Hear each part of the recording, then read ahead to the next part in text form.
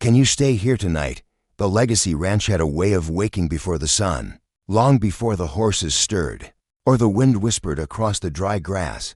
Elijah Vance was already up, boots laced, flashlight clipped to his belt, making his first round along the perimeter fence.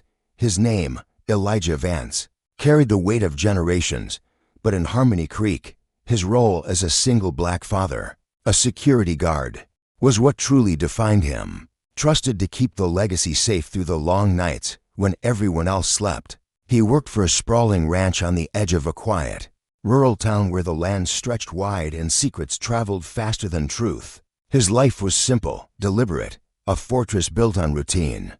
Mornings started with coffee strong enough to bite back and ended with checking on his young son, Marcus, before bed, making sure homework was done and prayers were said. No chaos, no surprises. He preferred it that way. The town knew him as reliable, quiet, the kind of man who nodded politely at church and kept to himself after service. Sundays were routine. He sat near the back pew, Marcus beside him, listening more than speaking. People whispered sometimes, not unkindly, just curious. A widower raising a child alone. A man who worked nights instead of chasing promotions. He didn't correct them. He had learned that explaining your life rarely changed people's opinions, especially when those opinions were already etched in the quiet traditions of Harmony Creek. His focus stayed narrow: work hard, raise his son right, stay out of trouble. That was the code he lived by, a silent testament to his dignity, especially in a town where everyone watched everyone else. Sarah Hayes arrived one early spring morning, her moving truck kicking dust into the air as it pulled into the small house near the ranch's outer road. She was white, early 30s, with a tired grace about her, like someone who had been strong for too long. Without rest, she wore black more often than not in those first weeks, even when the sun climbed high. Harmony Creek learned quickly why. Her husband had died suddenly. No long illness, no warning. One moment alive, the next gone. She had followed the land here because it was his dream, a quieter place, a fresh start. Now she stood in it alone, carrying grief like something fragile and heavy at the same time. A silent scream in a town that valued composure. They noticed each other, the way neighbors often do, not through conversation at first, but through patterns. Elijah saw her lights stay on late into the night during his patrols, saw her sit on the porch some evenings, staring at the fields as if waiting for something to return. Sarah noticed him walking the fence line, steady and unhurried, the ranch radio crackling softly at his shoulder. They exchanged polite nods at first. Nothing more. In a town like Harmony Creek, too much friendliness to soon invited speculation, and both of them were already under quiet scrutiny. Him as the single black father, her as the grieving white widow. The church played its role as it always did. Women brought casseroles to her door, standing just long enough to assess her sadness before whispering prayers. Men shook her hand firmly, offering condolences mixed with advice. Lean on the Lord, time heals. Family members visited from out of town, filling her small house with voices and expectations. Some stayed too long, some left too quickly. What lingered was the silence afterward, the kind that pressed in at night when memories got loud. From his house across the way, Elijah sometimes paused during patrol and looked toward her place, not out of curiosity, but concern. He knew that silence. He lived with a version of it himself, and though he didn't know it yet, the distance between their houses was smaller than the space grief was about to close. If you watched till this point, thank you. Before we continue, take a moment and comment where you're watching from. Sometimes knowing we're not alone makes these stories hit a little deeper. The first real interaction didn't happen in daylight, or after church, or during one of those polite moments where words were expected. It happened on a night when the wind pressed hard against the ranch fences and the sky hung low and heavy, threatening rain. His patrol had been long already. The radio crackled with routine check-ins, and his flashlight swept across familiar ground.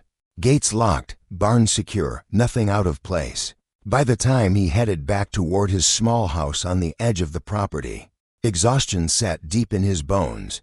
He was thinking about Marcus, asleep inside, about reheated dinner waiting on the stove, about how quiet his life had become. That was when he saw her porch light flicker on, then off, then on again. It was a small thing, easy to ignore, but something in the way the light hesitated made him slow his steps inside her house. The silence had turned sharp, the kind that made every creak sound like a warning. Sarah stood in her kitchen, staring at the sink, water pooling beneath a leaking pipe she didn't know how to stop. Her husband had always handled things like this, not because she couldn't learn, but because they had fallen into those small, unspoken roles couples do. Now every drip felt like proof of his absence. She had tried tightening the valve herself, hands shaking, breath shallow. The water kept coming. Panic rose, not loud, but insistent. Her phone lay on the counter. She scrolled through contacts she didn't feel ready to use. Family would worry. Church women would talk.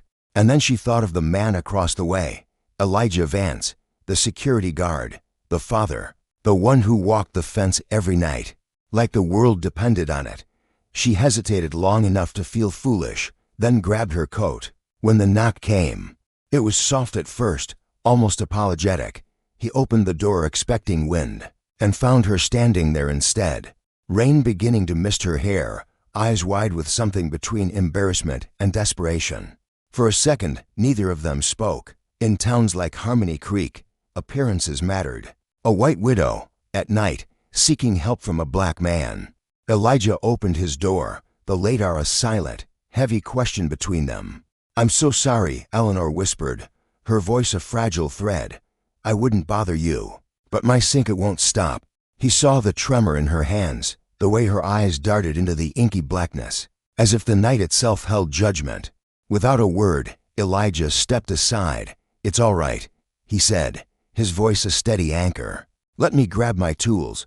He followed her across the moonlit gravel path, acutely aware of the space between them, of the unseen eyes that might be watching from behind drawn curtains in Oak Haven. Inside her kitchen, the air was thick, heavy with the scent of grief, stale coffee, and unspoken memories. He knelt beneath the sink, his movements precise, asking quiet, grounding questions. Eleanor stood nearby, arms wrapped around herself, explaining too much, apologizing again, her words catching in her throat as the pain became too sharp to bear. Elijah didn't rush her. He didn't try to fill the silence. His hands, calloused by years of quiet labor and responsibility, worked with practiced patience. When the gushing finally ceased, Eleanor let out a breath she hadn't realized she was holding. She insisted on offering him something, tea, coffee, anything. He gently declined, glancing at the clock. His son, young and full of dreams, would be stirring soon. But before he left, Eleanor spoke again, her voice barely a whisper. "Thank you," she said, her gaze meeting his. "I didn't know how hard it would be, not having someone to call." Elijah held her gaze for a beat, long enough for her to feel truly seen, truly heard. In a town that often looked away, "You don't have to carry everything alone," he said. The words, simple yet profound, seemed to surprise them both. Outside, the rain began to fall, a soft, rhythmic tapping against the roof, like the punctuation of a new chapter. As he walked back home, Elijah felt it, that subtle, almost imperceptible shift, not romance, not yet, but the quiet breaking of a silence that had held them both captive. The days that followed settled into a cautious rhythm, defined more by unspoken boundaries than by burgeoning familiarity. They didn't suddenly become friends, nor did they pretend that late-night knock hadn't happened. Instead, a quiet awareness took root. Elijah noticed when Eleanor's curtains remained drawn until midday. Eleanor noticed when his community patrols ran later than usual, his silhouette passing beneath the streetlights long after Oak Haven had gone to sleep. When their paths crossed, their conversations remained brief, polite, almost meticulously careful. A nod by the mailbox, a soft good morning at the edge of the gravel road. In a town where whispers traveled faster than truth, both understood the importance of moving slowly. Yet, beneath that restraint, something had irrevocably shifted. The silence between them no longer felt empty, it felt watched. Eleanor's grief deepened in unpredictable, unforgiving waves. Some mornings, she woke with a fierce resolve. moving through her house with purpose, answering messages from church women, attending Sunday service, sitting stiffly through sermons about endurance and God's timing. Other days, the house felt like a tomb, the rooms too vast, the corners too quiet. Every object was a cruel reminder of what was lost. Her husband's jacket still hung by the door. His boots sat untouched by the wall. Family called constantly, urging her to leave Oakhaven, to come stay with them. A woman shouldn't be alone like this, her sister pleaded. People will talk, her aunt warned. Even at church, the looks carried a double meaning. Sympathy layered with expectation. She was a widow now, and widows, in their eyes, had a certain way they were supposed to behave. Elijah felt the pressure too, though it manifested differently. At church, a few men clapped him on the shoulder a little too hard, asking how he was holding up as a single father, reminding him that children needed structure and strong guidance. One older deacon suggested he volunteer more. Be more visible. People respect a man who stays in his lane, the deacon said. His smile not quite reaching his eyes. Elijah understood. In Oakhaven, his role was clear, narrow, defined. Community watch leader, father, a quiet man who didn't attract attention. Being seen too often near a grieving white woman, however innocent, could twist kindness into suspicion, understanding into scandal. He had lived long enough to know how quickly narratives could form without his permission. It was a week later when the call came, not a knock this time, but a message, sent just after midnight. Elijah had finished his patrol, sitting at the kitchen table, reviewing his son's homework for the morning. When his phone buzzed, the message was short, almost hesitant. I'm sorry to bother you again. I can't sleep. The house feels too quiet. He stared at the screen, the glowing words a challenge. He thought of his son asleep in the next room, of the unspoken rules he had built his life around, of the judging looks at church, of how easily kindness could be twisted. But he also thought of that night, Eleanor standing in his doorway, rain-kissed hair, holding herself together by sheer will. He replied simply, I'm awake. Do you need me to come over? The pause before her response felt heavy, charged. Then, would you mind just sitting for a bit? I don't want to be alone. He arrived with a quiet dignity, distance in his posture, intention in his steps. He stayed near the doorway at first, careful not to cross lines that didn't need crossing. They sat at opposite ends of the living room, the only light coming from a small lamp Eleanor hadn't turned off since her husband's death. She talked, not in a rush, but in fragments, about the night she lost him, about the haunting sounds the house made afterward, about the creeping fear when the lights went out. He listened, not just with his ears, but with the deep, quiet wisdom forged in a lifetime of navigating unspoken rules and unjust gazes. No interruption, no easy solutions, just a profound, steady presence. When Lena's voice cracked, a raw wound laid bare, he didn't rush to fix it. When her tears finally fell, he let the silence, heavy and sacred, hold them both. Time dissolved, a forgotten luxury, until she looked up, her eyes shadowed. I don't think I can face the night alone, she whispered, a plea that hung in the air, thick with implication, with the weight of a town that watched. Elijah thought of young Caleb, his son, sleeping soundly at home. He knew the cost of staying, the whispers that would follow, and the deeper cost of leaving her to despair. He stayed, not in her bedroom, not close enough to invite the cruelest of judgments, but by the window, a silent sentinel. From there, he could see the porch light, a defiant beacon against the encroaching darkness of Harmony Grove. The small house, usually a tomb of grief, now felt occupied, a fragile warmth against the cold world. Lena's breathing deepened, finding a rhythm she hadn't known in months. When morning finally bled across the sky, it brought more than light. It brought the stark, unyielding consequence of their shared humanity. Elijah slipped out before dawn, a ghost in the pre-light, but Harmony Grove had eyes everywhere, a collective consciousness that sensed every tremor in its rigid order. As the church bells tolled that Sunday, their resonant peals would carry not just hymns, but the first notes of a storm gathering around them both. The morning light didn't erase what had happened, it sharpened it, casting long, unforgiving shadows. When Elijah stepped back into his own small home, just before sunrise, the air felt heavier, charged with an unspoken tension. Young Caleb was still asleep, sprawled across his bed, the picture of innocent safety. Elijah stood in the doorway, a silent guardian, watching the slow, steady rise and fall of his son's chest. He grounded himself in that sight. Nothing improper had transpired, nothing reckless, and yet, he knew, in Harmony Grove, intention rarely mattered more than perception. In towns like this, proof was a formality. Suggestion, fueled by prejudice, was all it took. By the time his coffee brewed, bitter and strong, his mind was already racing, to the church, to his work, to the sideways glances, the knowing nods. The dots would be connected, not by truth, but by the insidious lines of racial expectation and small-town gossip. Lena woke later, the house bathed in a pale, almost ethereal light. For a fleeting moment, a strange, unfamiliar calm settled in her chest. For the first time since her husband's passing, the night had not been a battle against panic, against the suffocating grip of loneliness. Then memory returned, slow and insistent, the chair by the window, his quiet, unwavering presence, the way he had stayed, asking for nothing in return.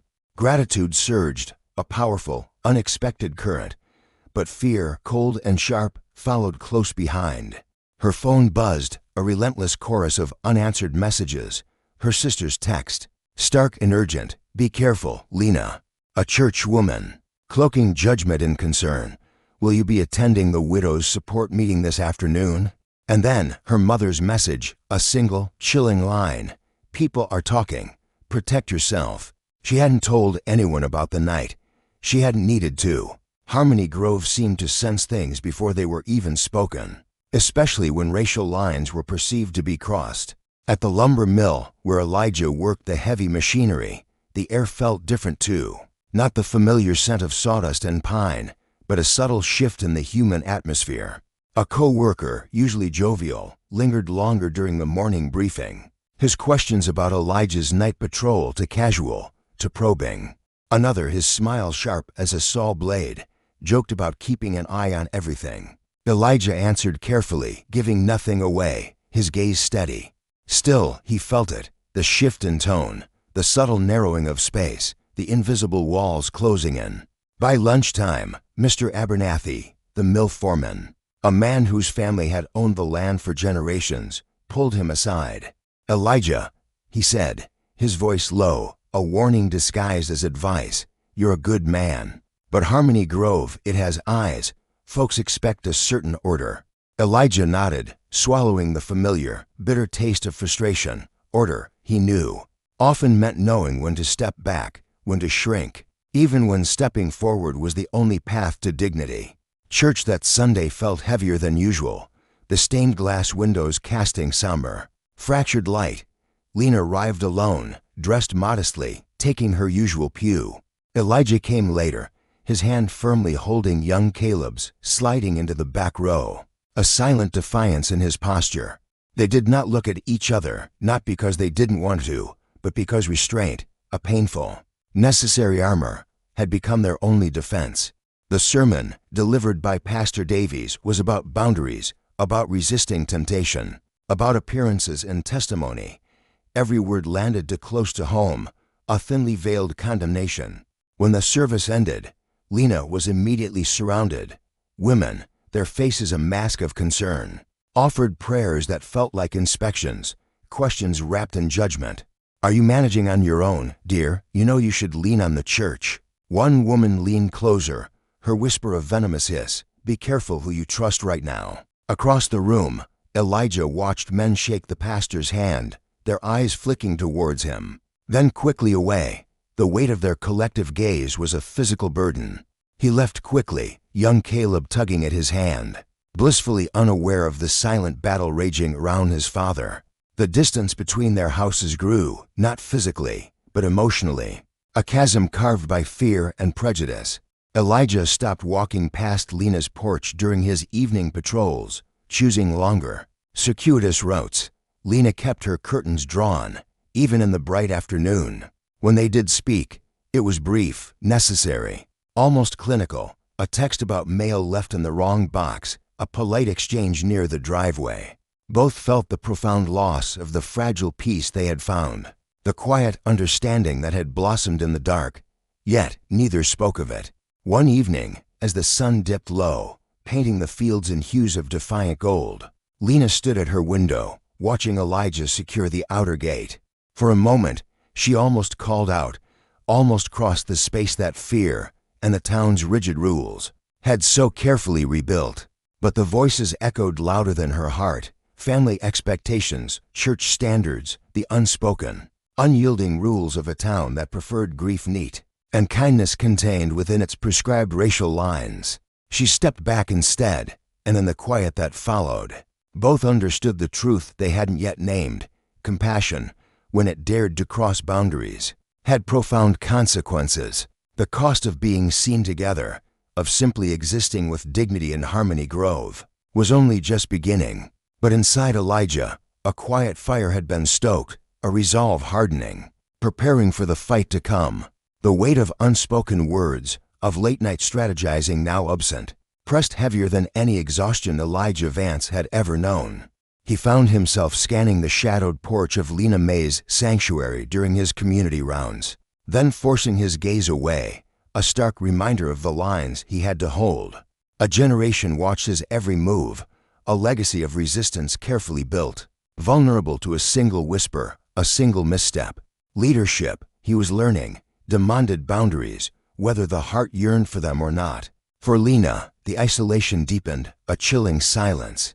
The community gatherings, once her solace, thinned out, not from malice, but from the crushing expectation that grief had a timeline, that sorrow could be neatly packaged. The comfort meals ceased. The messages of solidarity grew sparse. She attended the elders' circles, pushed by a duty to remain visible, to not let the spirit break. Sitting amongst stories of resilience, of battles won and lost, her own raw grief felt vast, too untamed to fit their measured narratives. At home, she baked when the silence roared, filling her small house in freedom's reach with the scent of heritage, a warmth that faded too quickly. She left loaves on the doorsteps of struggling families, dropped pies at the homes of the weary, a silent offering, trying to sustain her community without inviting the scrutiny that could unravel them all. Yet, the quiet persisted, a heavy shroud. The one presence that had anchored her, the man who had stood by without question, remained just out of reach, a beacon in the storm. But freedom's reach, a district forged in struggle, did not forget. Whispers, insidious and sharp, found corners to gather in the community center. In the hushed aisles of the AME church, near the school gates, nothing was ever said outright, but the implications hung thick, a suffocating fog. A city council aide, known for his ties to developers, mentioned seeing Elijah near her home late one night. Someone else questioned why Lena hadn't moved away, back to her family like a sensible woman, abandoning the fight. Elijah felt it when conversations stalled as he approached, a sudden chill. Lena felt it in the way. Smiles tightened when she entered a room. No accusation needed to be voiced. The damage lived in the suggestion, the insidious doubt planted. Even her own family, burdened by generations of struggle, added to the weight, calling more often, pressing harder. You need to think about how this looks, Lena. People will assume things. Your husband's legacy deserves respect. She wanted to scream that dignity didn't erase the need for human connection, for comfort. Instead, she said nothing. One evening, after a long, weary patrol through the district, Elijah found something unexpected on his porch. A small paper bag, tied with twine. Inside, a loaf of bread, still warm, the scent of home, of resilience, familiar and grounding. No note, no explanation. He stood there, longer than necessary, letting the quiet moment settle. A balm to his weary soul. She had found a way to reach out, a lifeline, without crossing the invisible lines drawn around them by a watchful, often hostile, world. He understood the message in its quiet simplicity. I remember. I'm grateful. I'm still here. That night, after his son was asleep, he brewed coffee and sat at the kitchen table, staring at the loaf, feeling the ache of restraint, the burden of his role. He yearned to knock on her door, to tell her she didn't have to retreat so completely, that their shared fight needed her light. But he didn't. Wanting and doing were different things now, especially for a leader. Days later, she found a small bag on her porch in return. Coffee beans, wrapped carefully. A blend she had once mentioned liking. During one of their early, hopeful conversations, again, no note, no trace of presence. Just the silent reminder that kindness, true solidarity, could exist without being seen, a defiant act. These exchanges continued, quiet and deliberate. Bread, coffee, a small bouquet of wild flowers left carefully by her steps. Each gesture small enough to avoid the hungry gaze of gossip, yet meaningful enough to ease the ache of distance, to bridge the chasm of expectation. They spoke less, but understood more, and in the fragile balance between caution and care, something steady began to form, not romance, not yet, but a trust forged in fire, that survived scrutiny, a quiet pact. The city might watch, the whispers might swirl, but in the sacred space between kindness and rumor, they found a way to hold on without letting go. Freedom's reach, in its own resilient way, began to shift, not because the wounds were healed, but because attention, like a restless spirit, moved on. New battles surfaced, another family faced eviction, a new sermon series ignited hope. The pressure didn't vanish, but it loosened, just enough to let them breathe. Elijah noticed it first during his patrols, when the city officials stopped lingering near the end of his shifts, when conversations returned to the weather and community projects. Instead of half-formed questions about his alliances, he still kept his distance, still measured his steps carefully, but the tension no longer sat like a stone in his chest. Every waking moment, healing, he realized, often came disguised as fatigue lifting. Rather than joy riving, Lena's healing looked different, profound. It came in small acts of courage she barely noticed at first. Opening the curtains in the morning, letting the defiant sunlight touch the places grief had claimed, sitting on her porch again. Even when neighbors passed by, their glances now softer. She still dressed simply, still carried her loss visibly, but she no longer shrank beneath it. At church, she sang softly one Sunday, surprising herself when her voice, once broken, did not falter. The older women noticed too. Their glances softened, their questions turned gentler, filled with respect. Loss, when allowed to breathe, slowly earned its place, its dignity. Still, there were moments when the house closed in, when memories of injustice and personal sorrow grew louder at night. Those were the nights she brewed tea and thought of the man across the field, wondering how he carried so much weight, so much hope, without complaint. Their first real conversation in weeks happened by accident. A loose section of the community garden fence, a symbol of their collective efforts, had given way during a storm. She found him there one late afternoon. Tightening wire with practiced, weary hands, she stopped at a careful distance, unsure if she was crossing an unspoken line. Simply by standing there, he looked up, surprised, then smiled, not wide, not careless, but warm, a flicker of shared understanding. Fence gave up, he said lightly, his voice a low rumble. She nodded, gesturing toward the leaning post, a metaphor for their community's resilience. My husband always said, fences tell you when they're tired, she replied. Before she could stop herself, the words hung there, fragile, yet powerful. He didn't rush past them. He nodded once, his gaze meeting hers, a profound connection. Some things hold longer than we expect, Lena May, he said, and just like that, the silence between them was broken, replaced by the quiet strength of shared purpose. A new chapter beginning in freedom's reach. The invisible wall between Eleanor Vance and Eli Hayes began to thin. They spoke in hushed tones as he meticulously repaired the old community garden fence, a silent pact against prying eyes. Their words, a fragile bridge, spanned mundane topics, the unpredictable weather, Eleanor's heirloom roses, young Caleb's ambitious science project. A profound comfort settled in the normalcy of their exchange, speaking without the burden of explanation or defense. At one point, Eleanor's voice trembled, apologizing for her retreat, for the fear that had dictated her solitude, for letting fear decide her actions. She whispered. Eli stopped her, his touch gentle, his gaze unwavering. Eleanor, he said, you did what you needed to survive. There's no apology in that. The raw sincerity in his voice resonated deep within her, settling a tremor in her spirit she hadn't realized still lingered. When the last plank was secured, the fence standing strong, neither moved. They simply stood, bathed in the fading light. The late sun cast long, defiant shadows across the community green. The quiet between them, once sharp with unspoken tension, now held a gentle promise. That evening, Eleanor extended an invitation. Not a clandestine meeting, not hidden from view, but simply dinner. She framed the words carefully, acutely aware of the unspoken rules, the watchful eyes of their community. Eli hesitated, his mind racing. He thought of young Caleb, of the whispers that could follow, of the generations of judgment that still lingered in the air. Then, a slow, resolute nod. "I'll bring him," he said. A small decision, yet it carried the weight of a revolution. Dinner was early, windows wide open, every light in Eleanor's home blazing. Her table, laden with food, hummed with soft conversation.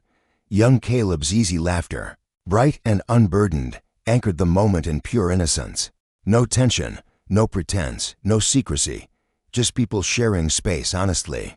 And in that radical openness, something profound shifted. The silence, once heavy with the burden of restraint, began to heal, not to hurt.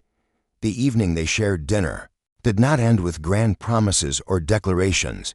It ended with dishes washed, young Caleb politely thanking Eleanor, and the three of them standing on her porch as dusk settled, painting the historic neighborhood in hues of lavender and gold.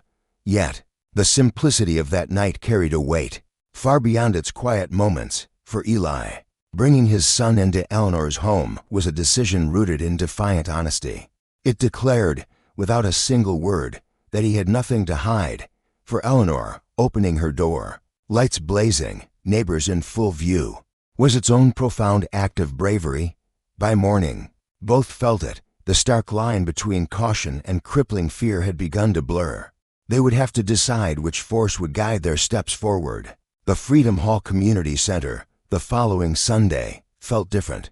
They arrived separately, as was their custom, but this time, their eyes met across the crowded hall. They did not avoid each other's presence when the final hymn ended, and the community turned to greet one another. Eleanor found herself standing beside Eli near the aisle. Their exchange was brief, respectful, and unmistakably public. A few heads turned, a few brows lifted. Then the moment passed. The sky did not fall. No venomous whispers erupted on the spot. Instead, a woman from the choir, a pillar of the community, smiled at Eleanor, warm and genuine. An older man, a respected elder, nodded at Eli with quiet, knowing approval.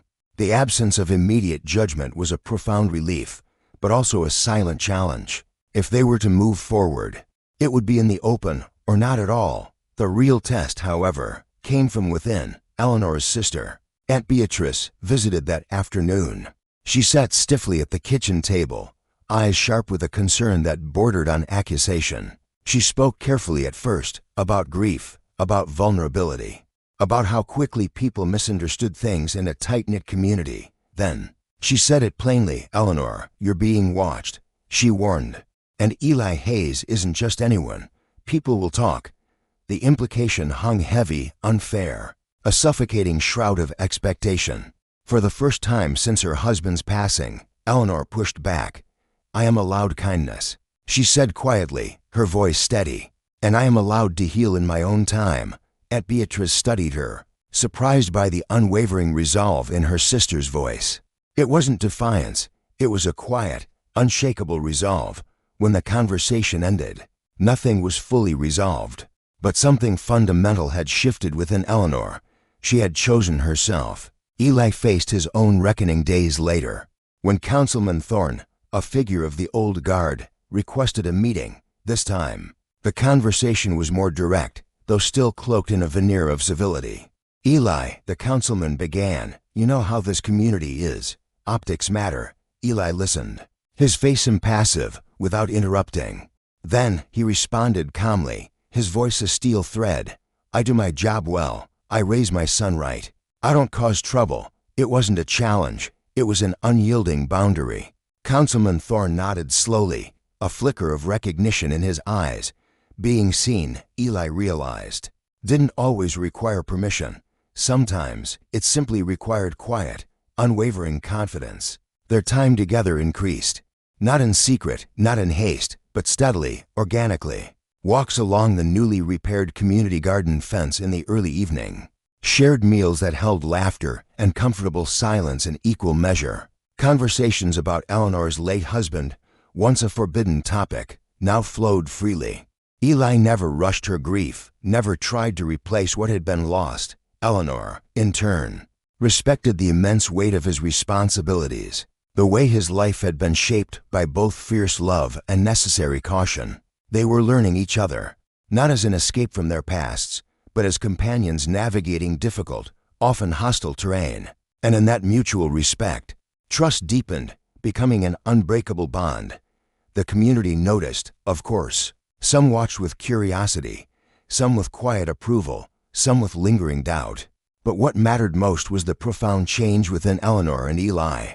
Fear loosened its suffocating grip, shame faded. In its place grew something far steadier, courage.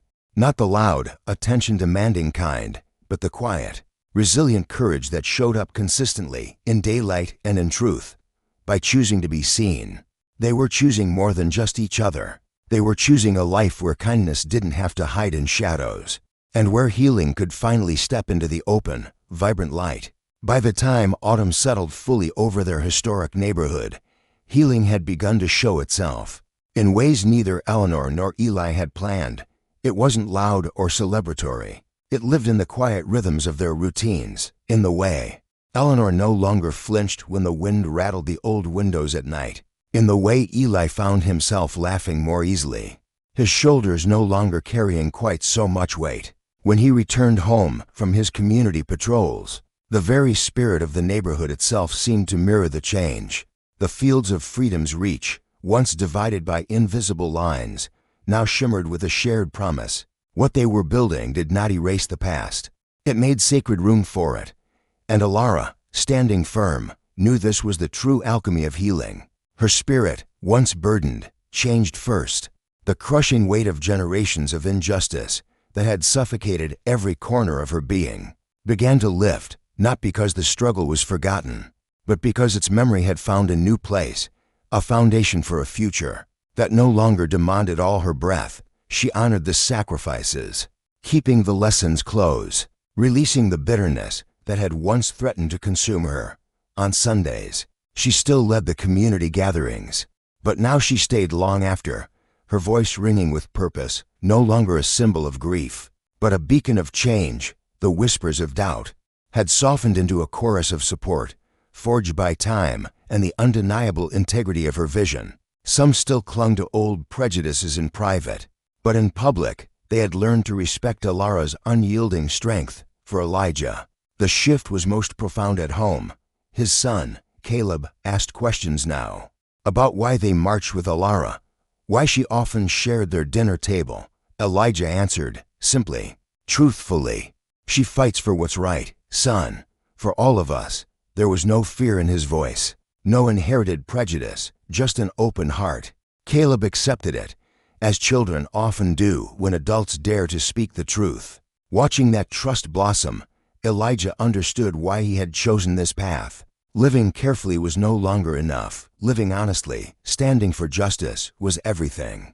They spoke more openly now about the chasm that had divided them, and the bridge they were building. One evening, on Alara's porch, as the sun bled across the horizon, she finally confessed. "I'm afraid sometimes," she admitted, her gaze fixed on the fading light. "Not of you, Elijah, but of the sheer weight of moving forward." He nodded, understanding a depth of burden she couldn't articulate. "Moving forward doesn't mean forgetting the fight," he replied, his voice steady. "It just means you don't walk alone." The words settled between them, a silent pact, not of certainty, but of unwavering solidarity. They weren't rushing toward labels or futures dictated by old expectations. They were letting connection grow at the pace justice demanded. When the first chill of winter touched freedom's reach, the town gathered for a Unity Harvest Festival. No grand pronouncements, just lights strung across the square, and tables laden with food, shared by all. Alara and Elijah arrived together this time, not making a spectacle, but not hiding either. Caleb ran ahead, joining children of every color in laughter. Alara stood beside Elijah, resolute and unashamed. A few watched, a few smiled. Most simply carried on, and in that ordinary, beautiful moment, Alara felt something she hadn't known since before the struggle began: belonging, without having to perform for it. Healing, she realized, didn't ask her to forget the battles fought. It asked her to trust the future they were becoming. Winter arrived, a gentle blanket, as if the land itself understood the need for peace. The first snow fell overnight, soft and silent, covering the old divisions of freedom's reach. Elijah woke early, as always, but this time, a profound calm awaited him. Caleb pressed his face to the window, mesmerized by the pristine white fields, and Elijah found himself smiling, a genuine, effortless joy. Across the way, Alara's porch light glowed faintly, a steady, warm beacon in the dawn. It was a small thing, but it mattered. Life had not returned to what it once was. It had become something new, something quieter, and in that quiet, there was profound peace. Alara spent that morning baking, the scent of fresh bread and cinnamon filling her home. It no longer felt like she was baking to fight the silence of injustice, but to welcome the vibrant presence of a united community. When she stepped outside, bundled against the cold, she paused, taking in the view. The town, the snow, the familiar path now worn smooth between their homes. The memory of injustice still lived within her, but it no longer ruled her. It had softened, reshaped itself into a powerful legacy, rather than paralyzing pain. She knew now that building a new world did not erase the sacrifices made. It honored them. By proving her heart and her community's spirit were still capable of warmth, of growth, of fierce hope. That truth had demanded time, immense courage, and more resilience than she ever imagined. But it had brought her here, standing in a moment that felt whole, a testament to change. The town adjusted, in its own quiet way.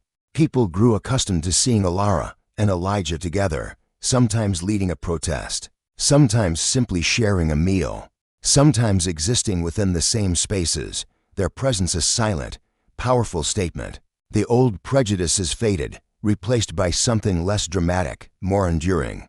Genuine familiarity, a shared humanity. Even Alara's elders, once wary, softened, seeing the unwavering resolve in her eyes, the return of laughter to her voice. They might not have understood every step, but they no longer questioned her strength or the righteousness of her cause. Elijah's world transformed too. In his interactions, trust replaced caution. At home, Caleb spoke freely about a future where everyone belonged, where Alara was simply part of their lives. The life Elijah had built, carefully, brick by brick, had made room for justice without collapsing. It had expanded, strengthened. One evening, as the year edged toward its end, they stood together, watching the sun dip behind the fields, the sky painted in the pale, hopeful colors of winter. There was no rush in the moment, no need to define what came next. They spoke, instead of ordinary things, community projects that needed doing, new traditions they wanted to start. The way seasons always seemed to move faster than expected. In the silence between words, there was profound understanding. They had walked through generations of grief, systemic pressure, bitter judgment, and paralyzing fear, without letting any of it harden their resolve. What remained was trust, earned, tested, and quietly, powerfully strong. And so, the story did not end with grand declarations or perfect certainty. It ended with something far better. To communities, to people who had learned that healing does not demand forgetting, and true justice does not require haste. Sometimes, the most revolutionary act is simply staying present, staying kind, staying honest, especially when the world is watching. This is the legacy of freedom's reach. This is the power of us. If this story of unwavering spirit ignited a fire within you, share your light. Tell us, where does your hope burn brightest? Understand this, the pursuit of true justice is never about erasing the past. It is about confronting every wound, honoring every hard-won victory, and weaving those indelible truths into the very fabric of a future where all can truly rise.